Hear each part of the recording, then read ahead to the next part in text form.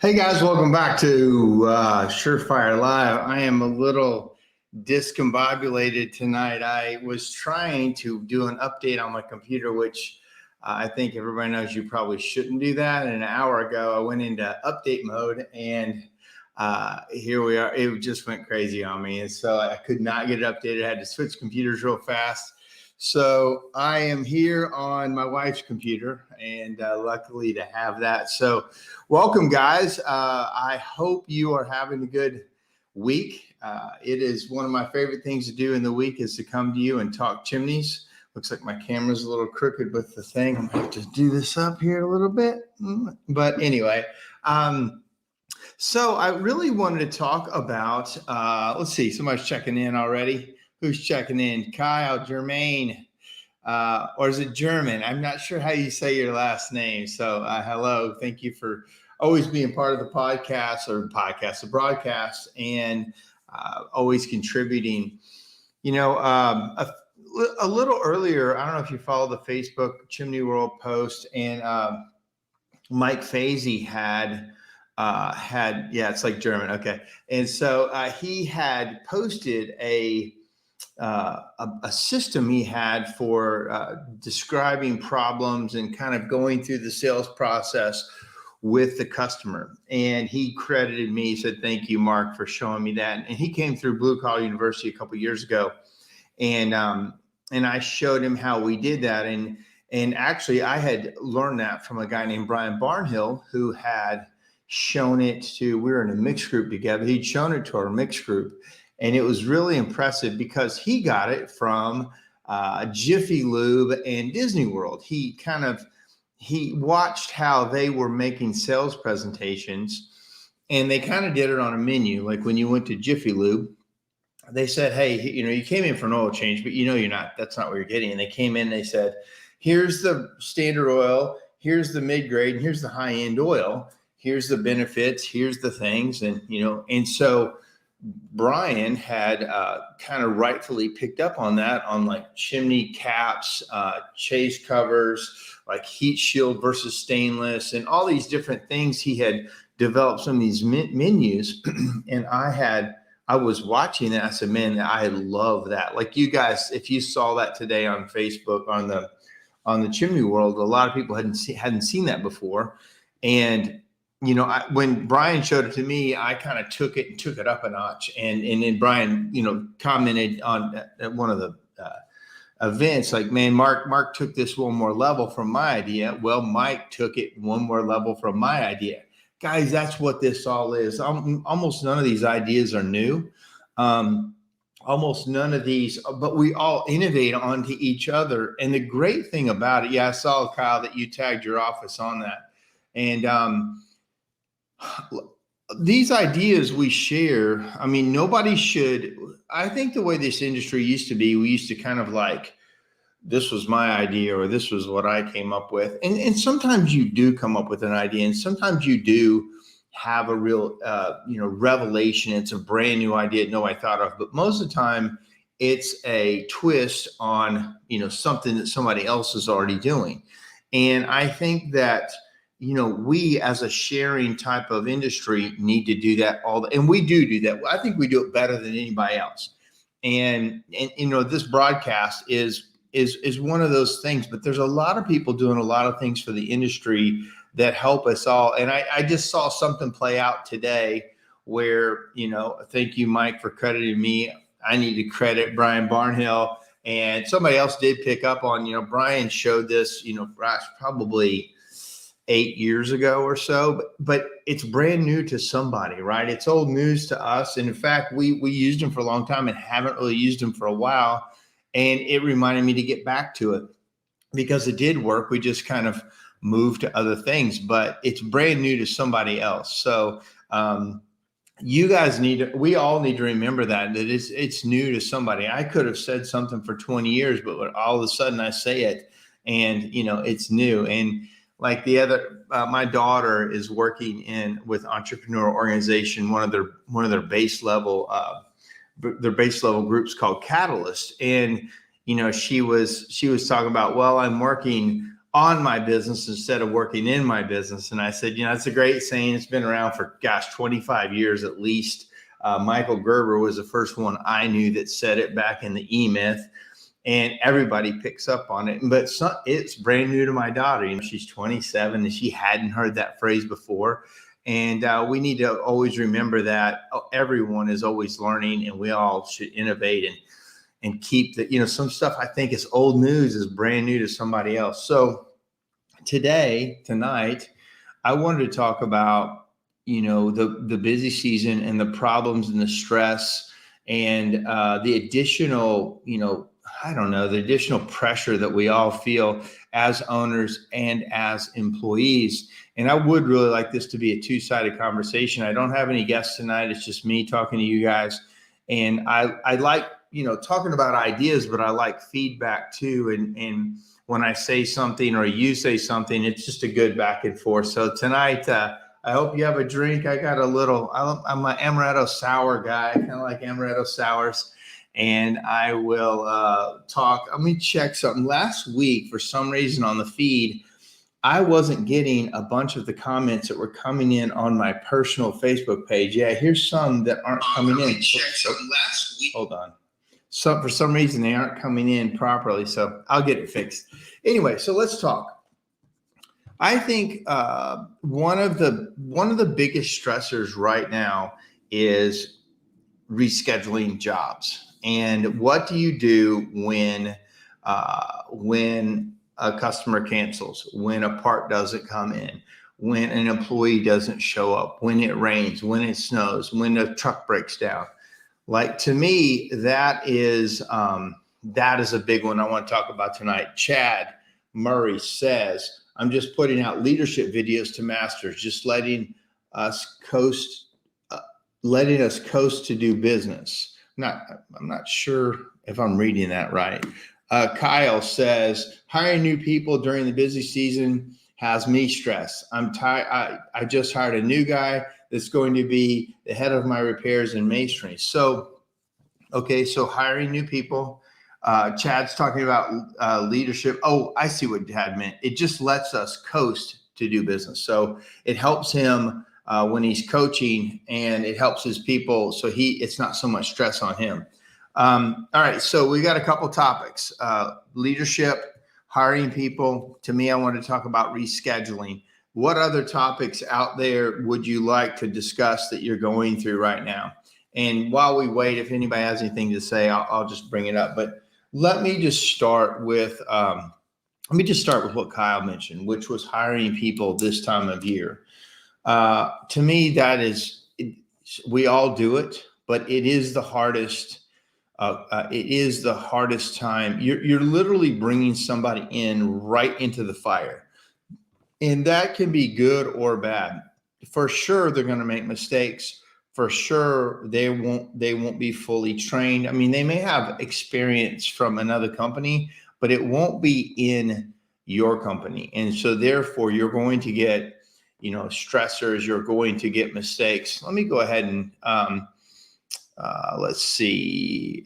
He's going to talk about that. So this Facebook user says, hey, Mark, I'm new to this, and I've been recently promoted to warehouse manager. Any tips and tricks, any pointers on delegation, maybe ideas that your managers use that could be used elsewhere? Okay, got it. We will cover that.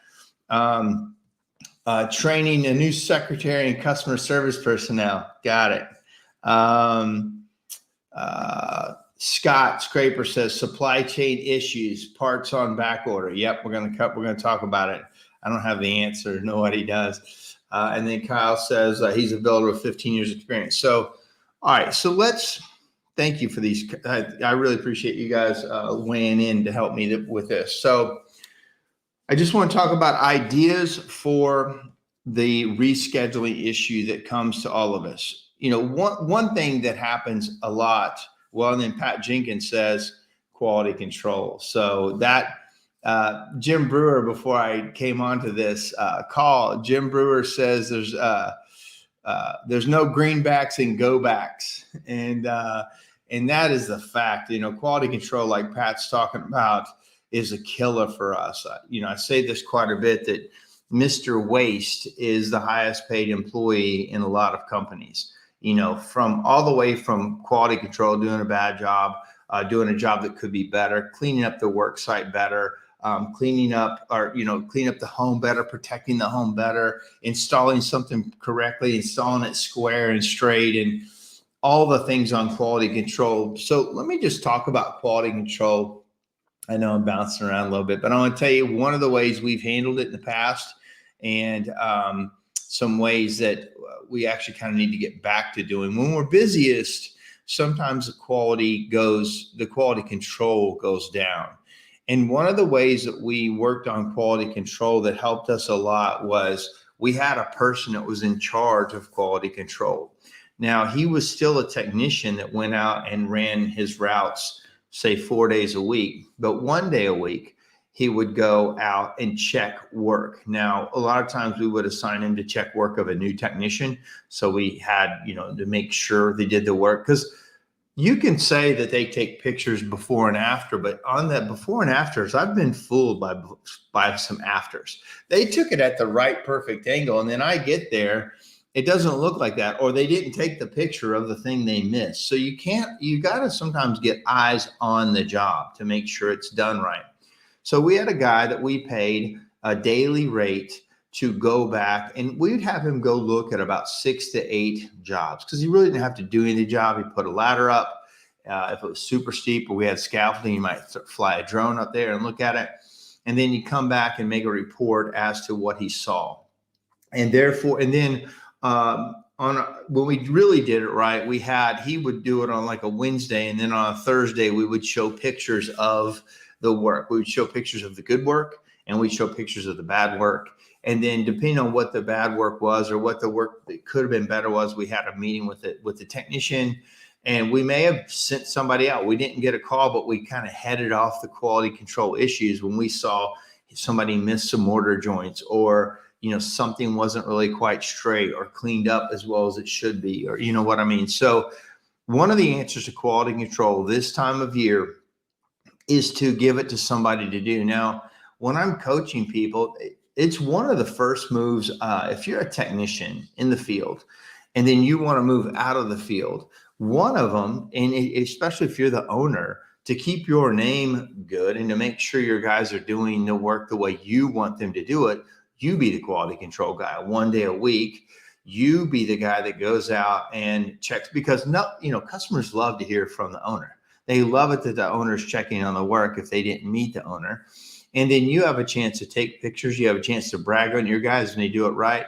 You have a chance to feel better about what's happening with the new people. And you have a chance to just learn the whole process. Because I think, in my opinion, one of the first steps out of the field for you as an owner is to move into sales and quality control.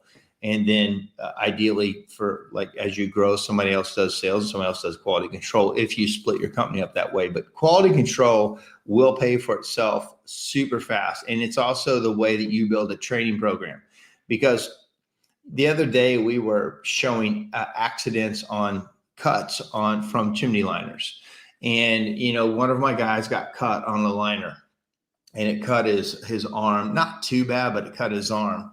And it didn't look very well. We had to send him to the emergency room, but it wasn't a bad cut. But then I showed a really bad cut, one of the nastiest cuts I've ever seen in my life, from a liner that was coiled up. It was wet. For some reason, the technician took the duct tape off the end. he started to uncoil it and flatten it out, and it whipped back and hit him right across the artery and down his arm. And it's absolutely gory. And then all of a sudden somebody said, hey man, don't show that stuff or this and that. I said, actually this is good. Sometimes we need to see the results of our actions. And it's one thing to talk about them and be safe and do this. And I'm going to talk about safety next, come to think of it, but they get in a hurry. But speaking of, how we communicate, we need to show the bad. So as a quality control guy, you need to show everybody the good and the bad and build training from the bad. Here's what we don't do. Here's how we take care of the customer's house. Here's how we lay out the protective tarps and protect the bushes when we're spraying waterproof or the roof or whatever we're doing. But on that, to go on the liner cut, then all of a sudden, all these cuts and damages pictures started happening from my technicians who a lot of hand and arm injuries. And I thought it was good. I thought it helped people understand more than words. Sometimes that picture of what has happened, this isn't pie in the sky. This isn't maybe this happened. This did happen. And this does happen, helps it become more and more real. So thank you, Pat, on the quality control. So again, let me just check. Does anybody have any comments what they do differently on quality control? Let's see, Chad, let's see. He's going to talk about rescheduling. And then Kyle says that's what I'm trying to do with one truck away from that. So yeah, it's a process. It's some of the hardest steps is as out of a 3 to 4 truck operation out into something else in the business. And some guys, I remember John Caesar called me a couple of years ago and he was making that transition. He's like, man, I'm worried I'm going to be bored to death in the office. I said, if you do it right, you're not bored to death at all. You got more work than ever. But you have to focus, you have to switch your focus from being a technician to being a business owner and all the stuff that you're not doing currently as a technician because you don't have time. So, and then he called me probably 6 months later. He said, man, you're so right. Because I said, man, get into quality control, get into sales, get into your systems. And if anybody follows John, he's really up on systems like Chad is. There's John. John, I think you probably remember that conversation. Like, dude, I love doing the work. John loves doing the work. He liked putting the liners in. He liked meeting the customers. He liked doing the brickwork. Like, we're all kind of wired that way. And then when you say, okay, now you're going to be a business guy, trust me, it's not boring, and you don't have to sit in the office all the time. There's a lot of work to do all over the place. So that John is a great example of a recent guy who built fast and did the transition from tech to business owner and everything he does. And he's another great example because he shares it with everybody, right? That goes back to my opening statement of John's not necessarily, he's showing some things he came up with, but he's also showing some things he's seen and then he innovated on, or just repeating what he saw from somebody else. I think the main thing in this industry, if you see something from somebody else, give them credit. Say, hey, I learned this from this guy. I learned this from John Caesar, Mike Fazy, or Chad Murray, or anybody. And, just give credit and then move on. And I think that's, that's all anybody's ever looking for, because we got it from somewhere else as well. All right. So let's see here. Let me move on to rescheduling. So right here, Chad says on rescheduling, employee call in sick, rain or whatever. We used to not schedule half of Friday and no Saturdays for these issues. I noticed it yesterday that we have to get back to it. So I think this is interesting because there's a lot of times I put something in place and I check back a year later and we're not doing it anymore.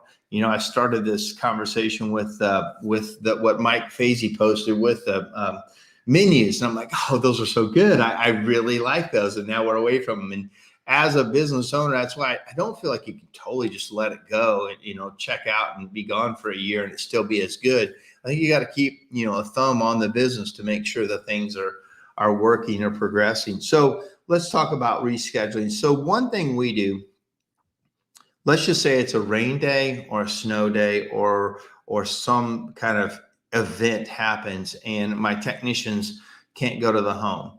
Well, if it's a rain day and we've got all these technicians that can't go, I don't ask the office to make all those phone calls.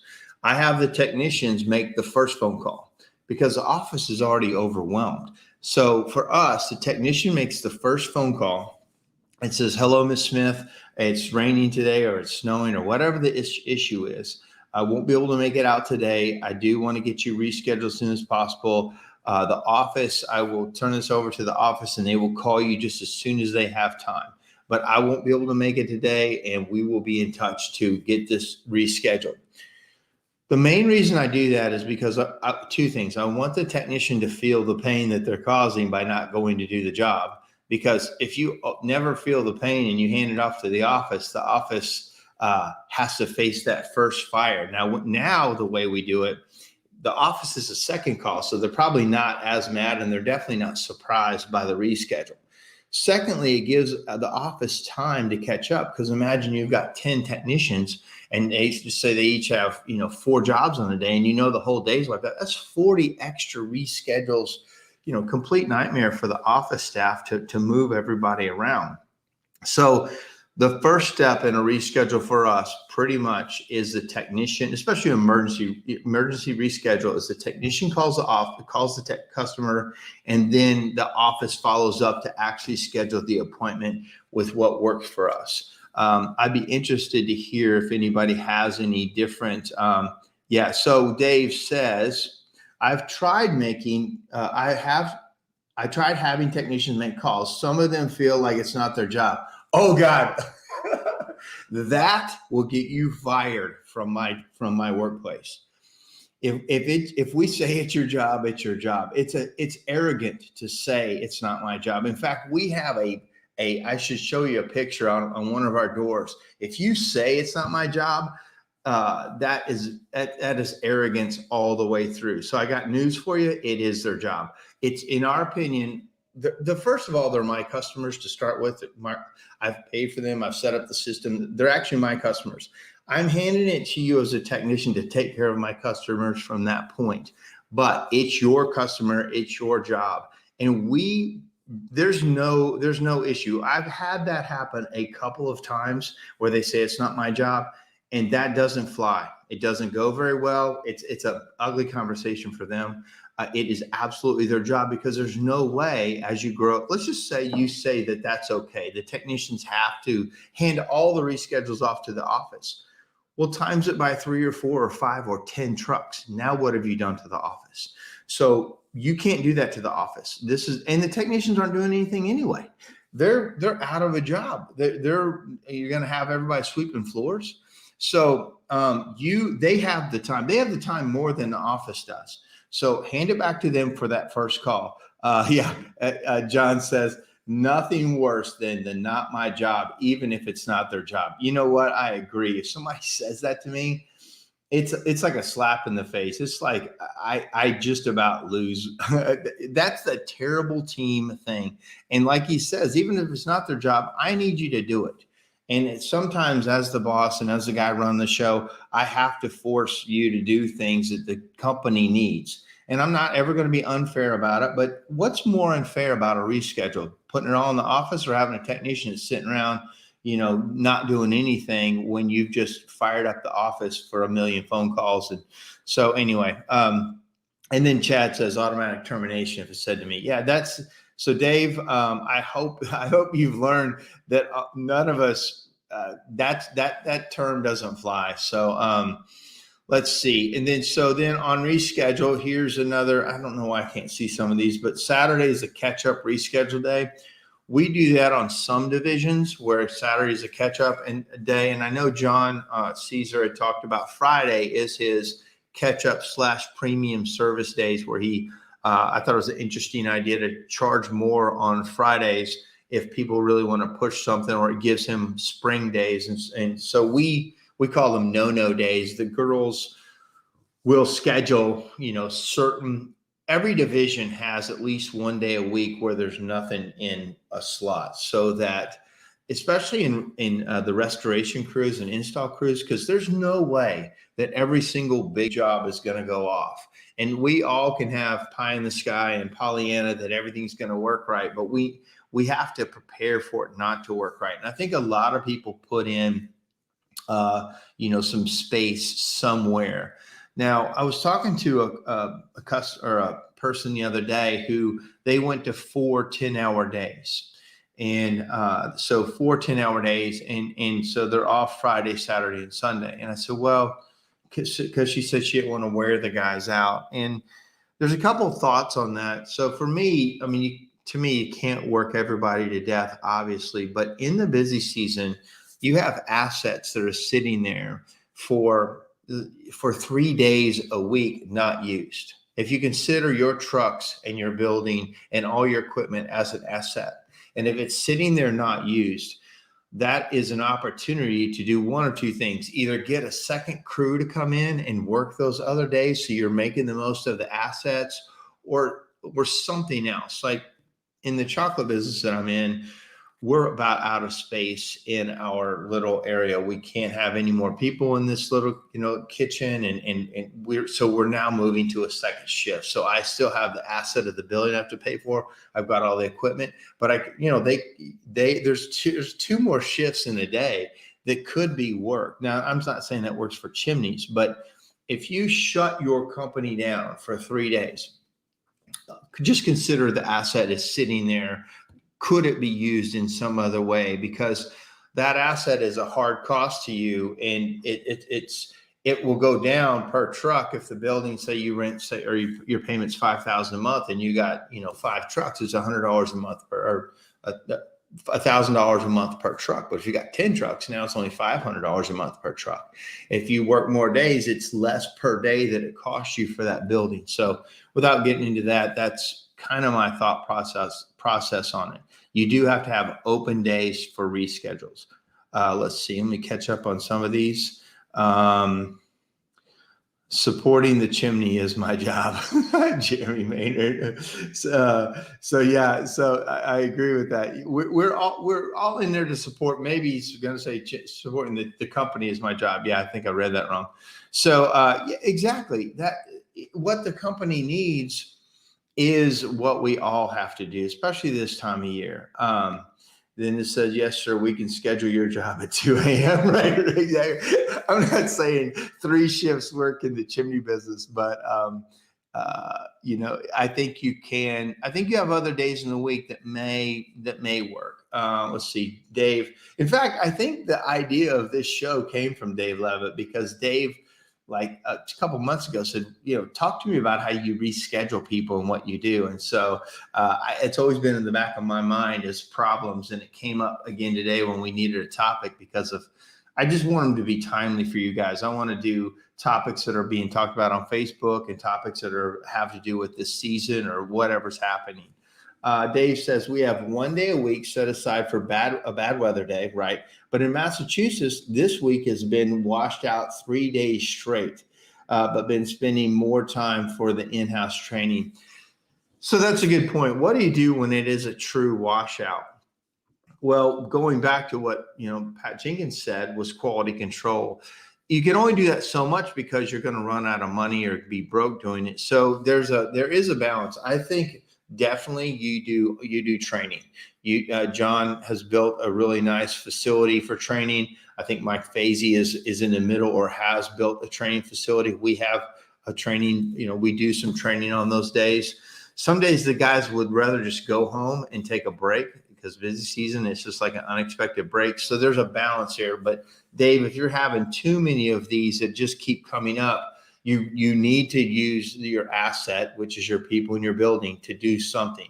So I would definitely train. I would definitely have meetings, or do something fun. If you go bowling alley, or you can do something else as a team thing, go have a team day and have a pizza party, have Jeopardy, do something that builds yourself as a team to help that environment and that culture. Great topics, guys. Thank you also for your input. I love hearing what everybody does. Let me just catch up with these. So the next thing would be, let's talk about employees and training and them not showing up. Okay. And this is always a tough topic. It happened to us this week. We had a brand new employee. We had a really big job starting. And we had some new technicians up in Milwaukee that are starting, and they're just starting to get traction. Well, we needed help for several big jobs that they sold, and interviewed a guy. Kent did a great job finding him, looked great.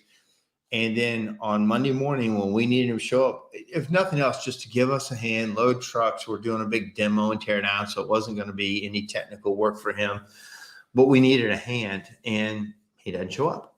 And so we call, and he says, yeah, I took a job last night, which was a Sunday night at 7:00, and I didn't want to bother you.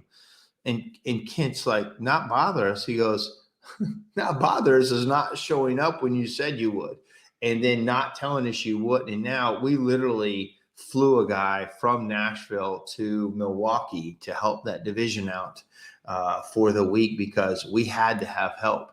Now that's a benefit we have of having multiple employees. And to me, as you build the company, this also, you're more flexible. When you're a smaller company, 2-3 trucks, you lose a technician, that can be half of your workforce. You don't have any flexibility. When you have 4 or 5, now you got a little more flexibility. And I talked about it for years, building an 18-wheeler, right? Your business is a big 18-wheeler. If you lose a tire, no big deal. You can keep rolling. We can flex around. If you lose a driver, no problem. We can pop another driver in there and get the job still done. So you stay more flexible. It's one of the advantages, but we still all have employee issues. So with that, there's a couple new comments. Let me make sure I'm not missing anything.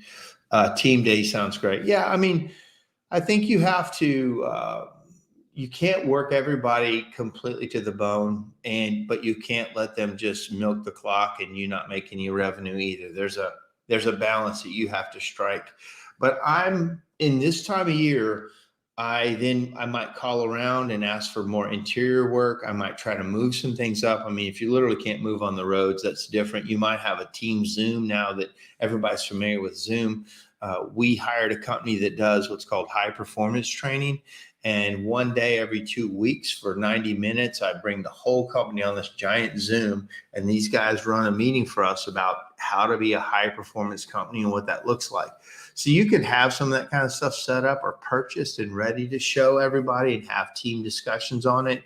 So I think you must take advantage of it.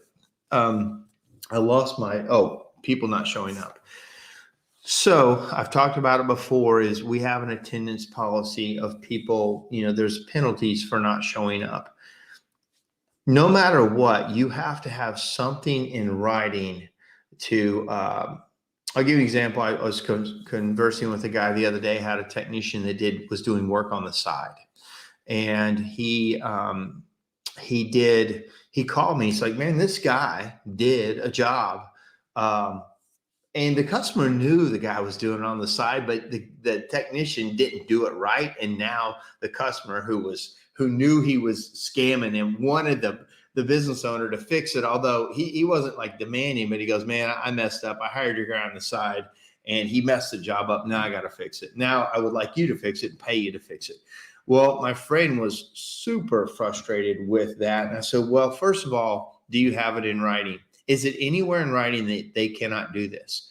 And he said, no. I said, well, you basically have you talked about it? Have they signed anything? He said, no. And I said, well, you don't really have much of a leg to stand on. He goes, well, I don't trust him. I said, well, you can fire people in most states for almost any reason. But at the same time, you as the owner, if you never said you can't do it, I mean, you can't do it on everything, but on side work, on being late, on being absent, on the things that we hate, you have to have it in a policy that everybody agrees to it, and there's known consequences to all. So what's the consequence for not showing up? What's the consequence for doing a side job? What's the consequence for getting in a fight with people? What's the consequence for doing drugs? What's the consequence for wrecking your car? Like, there's got to be, that's why you need an employee manual, and you need to think this stuff through. As you grow a company, a lot of companies are growing right now, and it's exciting to see, but it's also scary because I work with a lot of them and I know they don't have all their fundamentals fixed and their policies and procedures really fixed. And so, they say sales covers up a lot of sins. And when you have a ton of sales coming in, it covers up a lot of your problems. It covers up, your quality control problem because you're making enough money, you can fix it. It covers up your training program. It covers up maybe even mismanagement. Because my story is a lot of people, as I've said many times, I was riding high in business from 2003 to 2007. Like we were on fire, growing truck after truck. I could add as many trucks as I wanted. And then 2007, 2008 came, and my leadership that was poor came into focus. My financial, knowledge came into focus. My standard operating procedures came into focus. My quality came into focus. And then lastly, my marketing got smashed, and nobody was calling us. No, the phone absolutely stopped. And then all of a sudden, all of my stuff that I could coast through became roadblocks. And I literally had to shut the company completely down. I had to fire everybody. At the time, I had 17 employees. I went back to working by myself. The reason I bring that up is because this time right now reminds me of that time then. It's absolutely amazing. I think it's the best we have ever had, which is scary, right? Whenever there's an amazing time, there can be a bad time. And I'm not forecasting it, and I'm hoping it never happens. But please understand that the one thing that's going to get you through, if times turn down, are really good financial sense, a really good growth is expensive, and a lot of these guys are growing fast. Well, I know when you're growing fast, a lot of times you don't have a lot of cash. You had cash and you bought a new van. You had cash, you paid new people. Had cash, you bought new equipment or bought a building. So there's two things there, but your systems to develop them, and to your point, David, if you've got time, rain days and stuff, you need to develop systems, policies, and procedures with your team that everybody agrees on, so that then you can grow on that. Jeremy says, best thing I did this year was hire a full-time accountant. Absolutely. You probably are making the most money you've ever made in the chimney business right now. Maybe the most money you've ever made in your life. It's absolutely milk and honey out there. Please, please, please be responsible with that. Grow a certain percent, but put a chunk away for what may or may not come. But, we all can feel this thing that is, I don't know if it's too good to be true. And we see some things on the horizon.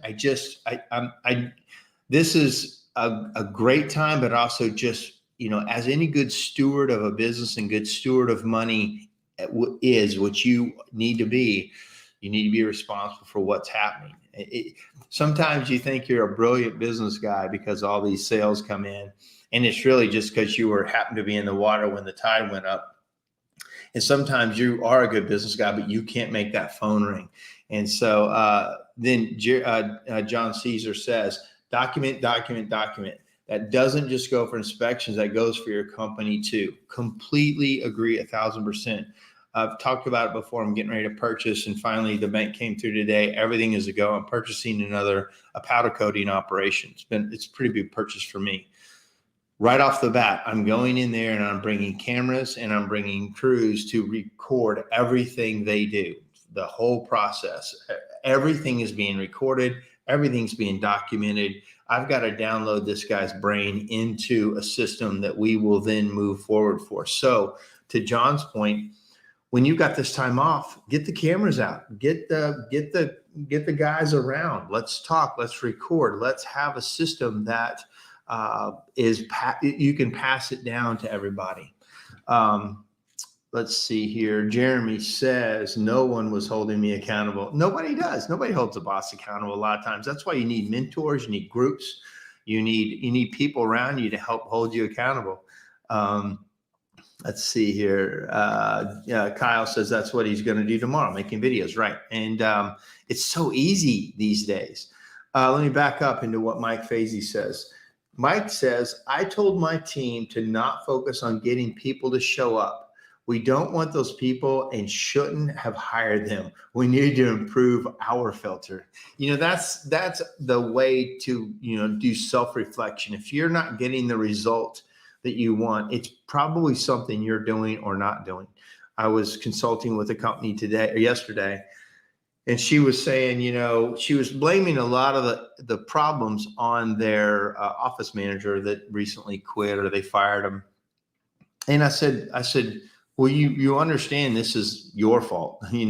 Uh, your business is completely your fault. The good, the bad, it is your fault. So, Mike is taking it and putting it back, goes, you know what, if that person's not showing up, we need to do better. We need to make them want to show up if at all possible. We need to have better people walk through the door. And good, there's this thing about the Great Resignation. You're hearing that a lot, where there's like 4.5 million people have dropped out of the workforce and they don't really know where they went. Like, what are they doing? Well, I was watching a thing from Simon Sinek the other day, and he's like, well, they didn't leave the good companies. The great companies aren't saying they have this Great Resignation.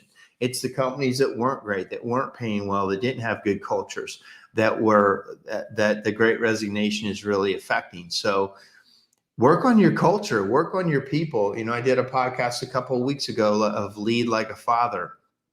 And this is going to go into, into stress. To me, I think, leadership is I don't mean to keep talking about John Caesar, but I see him do videos with his kids. I see some of these people do videos with their family.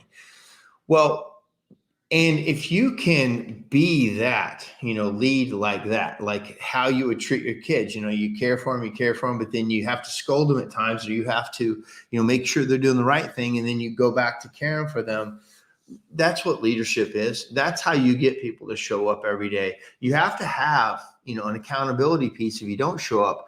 But like Mike said, it's not a situation where you're begging people to come to work. I remember I've had people we call, hey, Jimmy, are you coming in today? Where are you? What are you doing? And please come in. I really need you. Yeah, I know you want to stay home, but man, I really need you today. Can you come in? Yeah, I guess I'll come in. Like, how many conversations have you had like that? Well, we don't have those conversations anymore. People show up. They do show up. Now, that being said, I have one guy. We have about 80 employees. I have one guy that is in a little bit of trouble on his attendance policy. He knows it. He's been warned.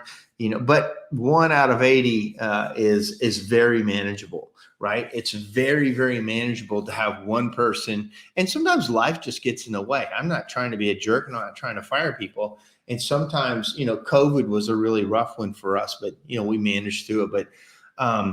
But leading like you care first really solves a lot of problems, but not that you care, I should say, you got to care a lot, but you also have to have a very real consequence on the other side, and being very clear as the owner. I say this a lot, and I learned this from Larry Wingate. It's not what you say in business, it's what you tolerate. So you can throw all your policies out the door if you tolerate something different. If you say, hey, we don't tolerate being late, and people are late, that's what that's what your business really is. If you tolerate people being mean, if you tolerate people doing crappy work, that's what you really are. It's not, hey, we have a policy to do quality work, and you took all this training and you're certified, or you're this and this, but we let you slide over here. That's who you really are. So when I felt like, are we really living up to what I'm saying? And we don't all the time. There's times that stuff happens that's against our, core values, or it rides the line of the core values. Like, what is respect to one person is different for another. What is honesty to one person? But their side of the story is something else. But, and then also lastly, on culture and holding people accountable, once you start building that, your people will hold it up for you, right? They will hold it up in the other people. They don't want to work around people that don't. They helped you build the company. They help you make this thing go. And then they don't want people in there that they have to take the bullet for them or do their crappy work or whatever. So when you start building a really strong culture, it prunes out stuff way before you get to it. There's people that have come to work for me and been fired before I even knew them, because they just didn't work out. And our culture brought them in, but it also pushed them out when they weren't a good fit. Kyle says, I listened to John Caesar's podcast and started writing tons of policies.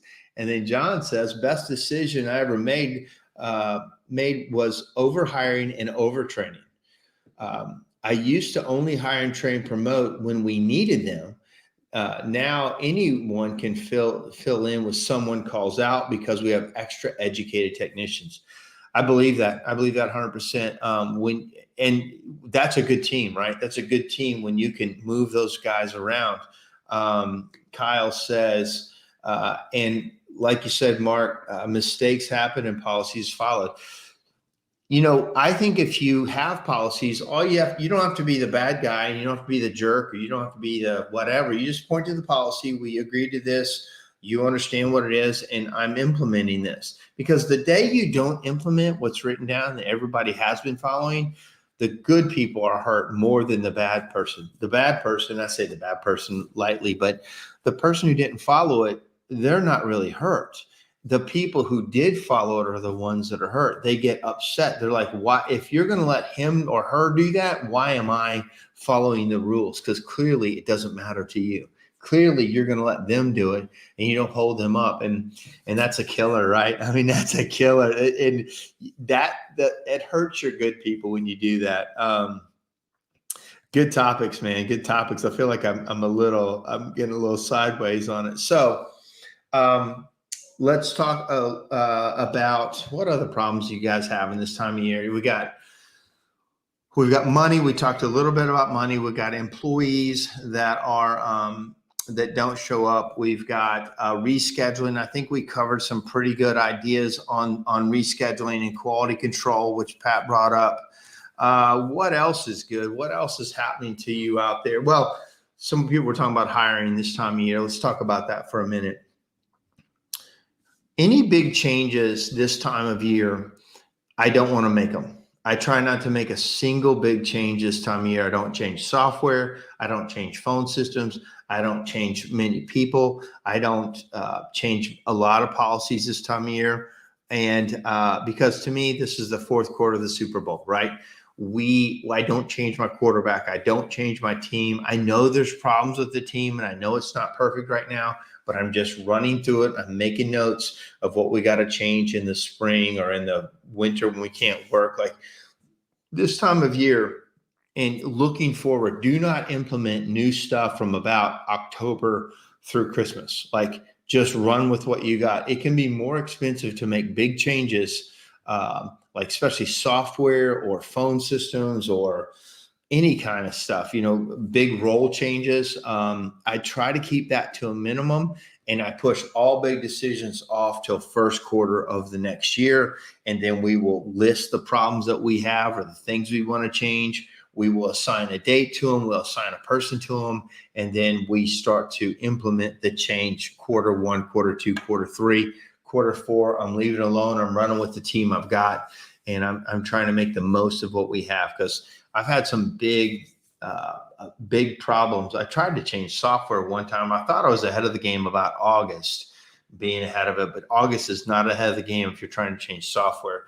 If you're trying to change software, you got to start that way earlier than you think. It takes so much more time than you think.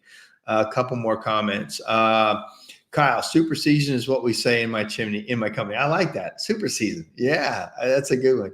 Okay, safety. Yes. And this might be Jim coming in as Facebook user.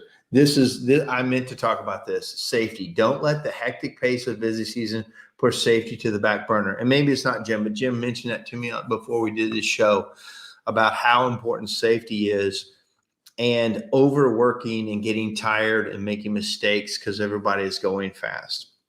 So if, talking about Facebook recently, some people have seen some people post some really dumb stuff. And I think John mentioned, he's like, is this a joke? When he looked, this one guy was saying he was training a new guy how to do it right. And the kid, and here's the problem, we've all done it. That's the bad part about it, is we don't want to be this group like we're from on high teaching everybody, oh, you're below us, but some people will not listen. And I saw some arguments on Facebook where, people were just trying to help them, and they were literally being defensive and mean, and then you can't help them, and then it kind of turns back and forth. But that being said, we have gotten a lot. And I say we as an industry have come a million miles on safety from where we used to be. I mean, it's night and day difference on these posts, because we all were unsafe, and I do have to credit Jim Brewer and Chuck Roydhouse and even Brian Barnhill back in the day when he was really starting to talk about safety and talking about wearing helmets. And there were some really key people that really kind of started switching the focus to safety. Well, now you look unprofessional if you're not being safe. And I think I saw Kyle the other day wear tons of safety gear. He was taking pictures of him all safetied up. And I think that is becoming our culture. But it, to me, was one of the hardest things I ever put in place to get all my, some of you guys have much younger companies than I do. So I have guys that have been with me 10, 15 plus years. And you make a change like safety when they've been okay for 10 years, that's a hard push through. The new guys are all about safety. It's easier, I should say. They're not all of them all about it, but it's so much easier to push it through than a very seasoned crew that you're trying to change how they do their job every day. So that being said, on safety this time of year, I think maybe your quality control guy, if you are that, can also kind of be the safety guy too, or have people. We use people taking pictures of their setup. I knew a company that made everybody show up to the morning meeting in their safety gear. They literally, to start the morning meeting, everybody had their hats on, they had their gear on, they had their safety bag at their feet, and now we can start the meeting. And I've done that a couple of times on my company when I was really having a hard time. I did it early because it's such a pain for them to go get everything out of the truck, bring it in, and but we still bring the bags in and we do safety checks on what's in the bag, make sure everybody's got everything they need and everything is up to snuff. And we have a safety officer for that. There's one of my senior technicians. He's probably my oldest guy, very safety conscious. Very oriented in that. He is my safety guy. So one day a week, he runs safety for us. He fills out our OSHA stuff, or he fills out our forms. He goes out on jobs. He's got GPS on where all the guys are. So he shows up randomly to job sites. He takes pictures of them. He talks to them, and then he fills out a report that gets emailed to me and the other managers about what happened on this safety day. And a lot of times, sometimes the days are good and sometimes the days are bad, but he's doing that every week. So we never had that before. I've never spent so much money on safety as I have in the last 2 years. But I can tell you this, we haven't had, I should knock on wood, we haven't had a major accident. We haven't had, and before this, we had a couple major accidents. Now we've had a couple slips. We've had hand cuts, like I said the other day. But as far as our ladder safety and our roof safety, we are night and day better than we were. Kyle said, I'm sorry, John says, we had a tech fall off a 2-story roof today. Dang it. I'm sorry to hear that. He's okay. But he landed on his back and head. He was wearing a helmet, most likely saved his life. Oh my gosh, John. First of all, I'm super sorry to hear that. Secondly, I'm so glad that he was wearing the helmet, that's a policy. Now, I would like to dig into that a little bit, John. If you don't mind, maybe I could invite you on the show, or if you could just text it. What happened? Like, how did it happen? Most of the time for us, it's a ladder kick out a lot of times. And then I'm sure Jim is watching this, so maybe Jim could weigh in. But here's what Kyle says: like Jim Brewer said, no chimney's worth dying for. Man, not at all. At the end of the day, one of my favorite sayings in busy season, as far as the stress reliever, is this is just chimneys. I say that all the time. Let me just figure out what John was saying real quick. It was raining. He slipped on the ladder. Oh, damn. Well, good news. He's okay. Good news. I mean, it's a fall, so he's going to be sore and hurt. So that was before he got to the roof. This is a dangerous job. let me just talk about how I handle that. Let's say a technician comes to me and says, hey, this is too dangerous. I don't ever push back on that, because scared for one person and scared for another can be two totally different things. And so if they say it's too dangerous, we look for other ways to do it. If the technician keeps coming back up and saying everything is too dangerous, well, he's in the wrong job. But in general, we take their side of the story first, right off the bat, or they can't do it safely. That's probably more, there's no way that I can do it safely with the setup we have. We're going to have to get a lift. We're going to have to build different scaffolding. We're going to have to get more people on it, or whatever the situation is. But safety right now is paramount. No chimney inspection, no chimney rebuild, no chimney installation. A stainless steel liner is worth any of this. And so I remember doing just some dangerous liner jobs, just crazy, getting them in off a pitched roof and no safety gear, and just trying to sling that thing in, standing on top of the chimney to get that thing in without being roped off, and no helmets, and sometimes no gloves, and just being dumb, hustling, trying to get that money, getting to the next job. And that's where, that's where people get hurt. That's where people get killed in this business, is hurrying and trying to cut a corner to make $1. Jeremy says, had a guy last month fall on the roof, dislocated his shoulder, $48,000 in workman's comp. Yeah. Last year, I had a big claim, a couple years ago, about 3 years ago now, had a guy, I'll just explain this real quick. I know we're coming to the end of our time, but basically it was busy season. It was a 2-story kind of setup, and it was both metal roofs. So it was like a 1-story up to a kind of a flat metal pitch, a small, probably 8 feet up to another metal pitch. And then look at the chimney. Neither pitch was very steep at all. They were both pretty, like 612 pitches. Well, we didn't have the lifeline over the roof. And I'm pretty sure this is Brewer saying this. A lifeline over the roof allows you to have fall protection even while on ladder. So I can tell you this, if we would have that, this scenario I'm getting ready to tell you wouldn't have happened. But here's what happened. The estimator needed to get up there and look at the chimney from the roof. So he brought an apprentice with him. They climbed to the first low pitch. They put another, like a gorilla ladder, up to the second part. The apprentice held the ladder on the low pitch metal roof while he went up there. We had the rubber feet and the adjustable rubber feet, and he held it. And then the technician went on up and looked at the chimney. Well, he wasn't roped off, didn't have a helmet on. This is really before we did that. It started raining quickly on them, both on the metal roof. And the guy on the metal roof said, uh-oh. He said, I'm going to try to creep back down to that roof, get down to the ladder. He tried to move real slow, started sliding, hit the ladder that the other guy was holding with way too much force. 200-pound guy hits that ladder, throws the guy that was holding the ladder off the roof onto the other ladder as he tried to catch it, broke his back. And the other guy just fell to the second story and could stay there without going on off the roof, but had a guy break his back. Now, it wasn't, it didn't paralyze him or anything. It was just right in the middle of his back. But he was out for almost a year. What Jim said, I believe that's who it is, wrote, was a lifeline over the roof would have stopped that. We would have had something to go to as soon as it started raining on us. And so it was a terrible learning lesson for us. Raining has got us a couple times. It's made it kick out on an asphalt. Waterproofing got us one time. We had waterproofed, and waterproofing had gotten onto the ladder and gotten onto the ground.